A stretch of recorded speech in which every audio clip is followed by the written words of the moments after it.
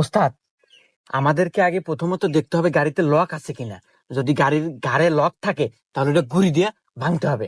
আচ্ছা, তারপর তারপর তারপরে এখানে দেখা যাচ্ছে যে মিটার থেকে নেগেটিভ পজিটিভ দুইটা তার গেছে, ওই দুইটা তার আমাদেরকে এক করে দিতে হবে, তাইলে গাড়ি স্টার্ট নেবে।